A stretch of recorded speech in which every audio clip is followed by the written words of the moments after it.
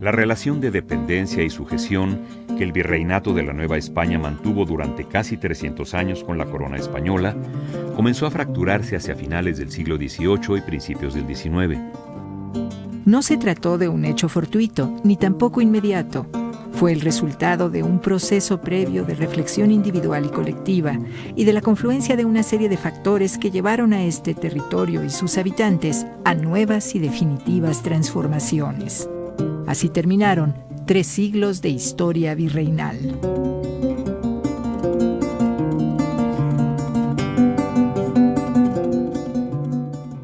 Es la Nueva España, principios del siglo XIX.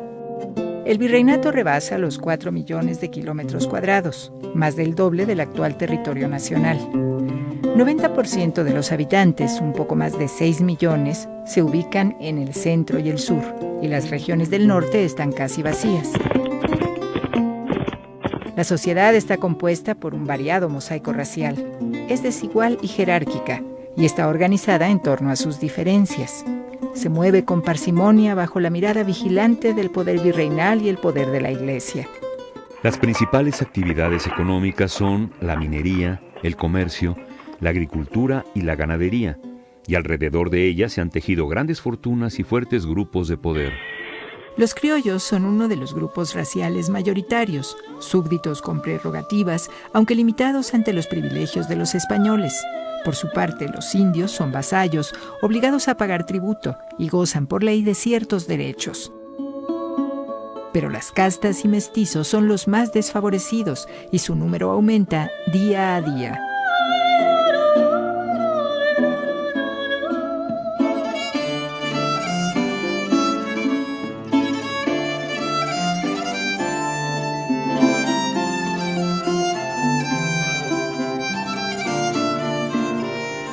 ¿Qué está pasando ahora? ¿Qué descontentos comienzan a redibujarse? ¿Qué ideas subrayan los novohispanos sobre su sociedad? ¿Cómo es que las diferencias ancestrales se están revelando como graves ofensas? La Nueva España, parte del vasto y poderoso imperio español, formalmente no es una colonia, sino un reino más, y la figura principal de su gobierno es el virrey, representante directo del monarca. Por siglos, los novohispanos más poderosos, con discreción y argucias, han hecho valer esa distinción y han podido fortalecer sus privilegios. Al otro lado del océano, la Casa Borbón, que heredó la corona desde principios del siglo XVIII, plantea estrategias para controlar a sus territorios americanos y obtener de ellos ganancias millonarias. Para conseguirlo, impone reformas que dejan ya sentir sus efectos.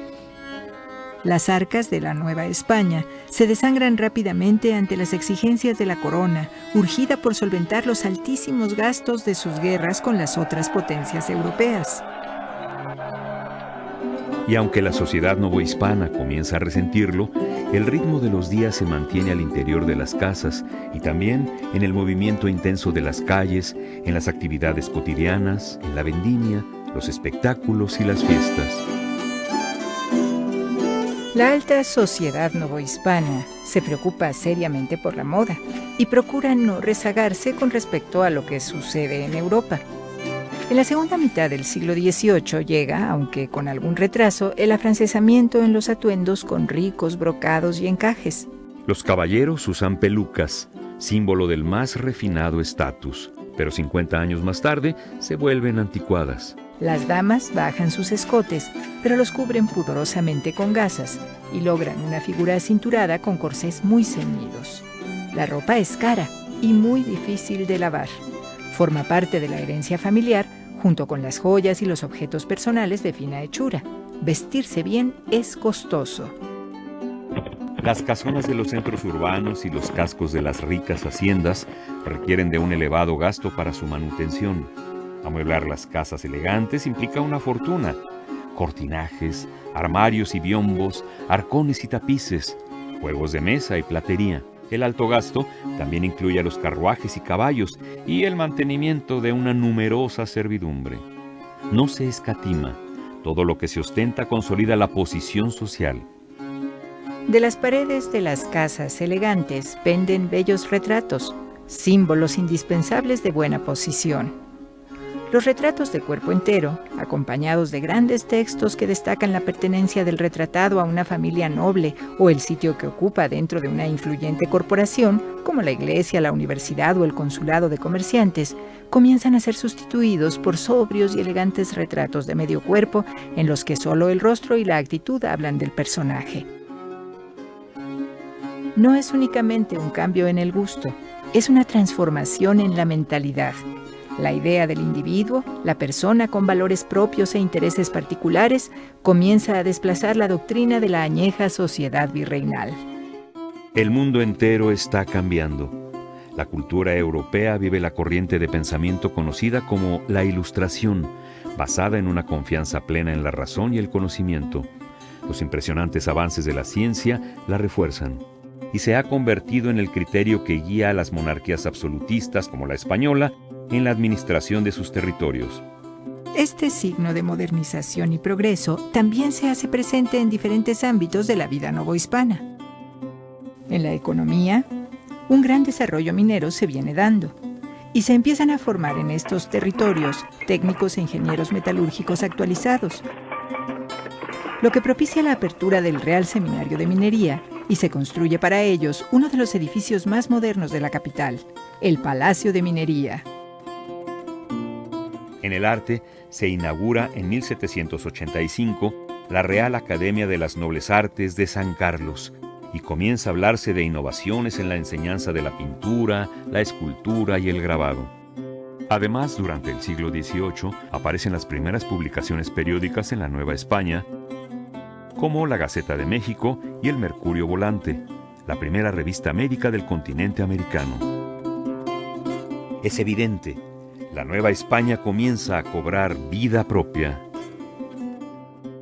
Los tiempos de la Ilustración traen también virreyes ilustrados. Ese fue el caso de don Juan Vicente de Güemes Padilla, segundo conde de Revillagigedo, quien emprende la ardua tarea de ordenar y limpiar la capital de la Nueva España y regular sus actividades cotidianas.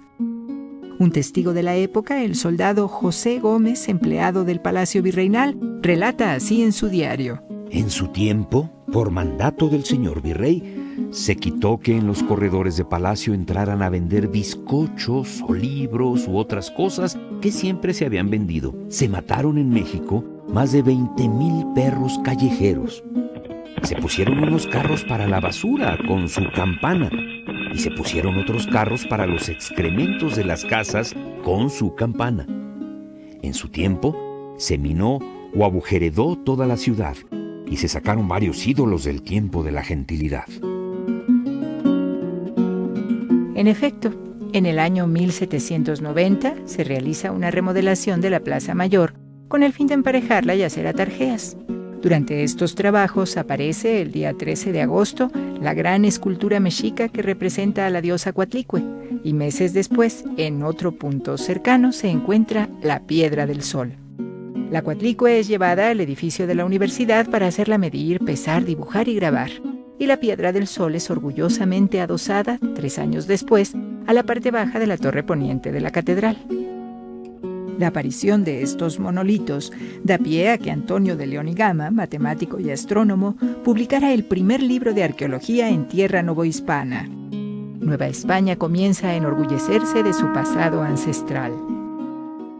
Las avenidas, cuidadosamente trazadas y diseñadas para el paseo y la recreación, comienzan a hacerse presentes en la capital del virreinato.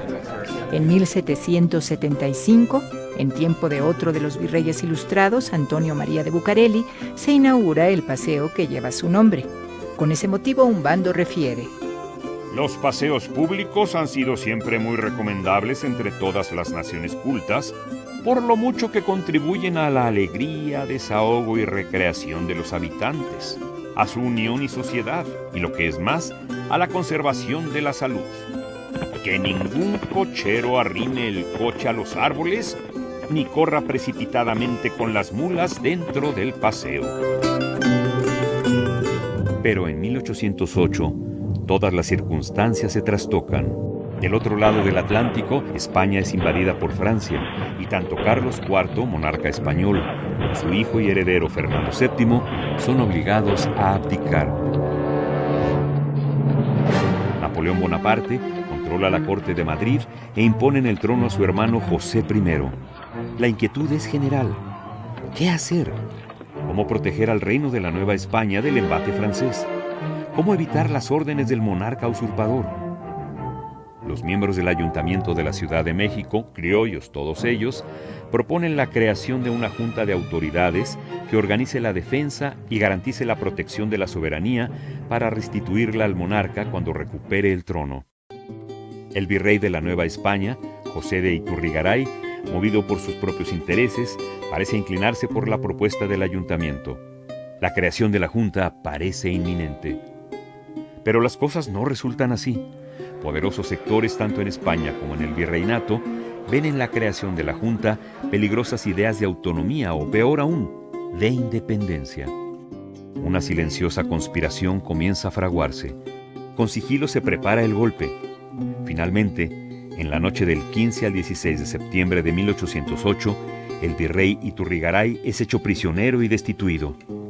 Se detiene también a los principales miembros del ayuntamiento y uno de ellos, el licenciado Francisco Primo de Verdad y Ramos, aparece muerto en su celda poco después.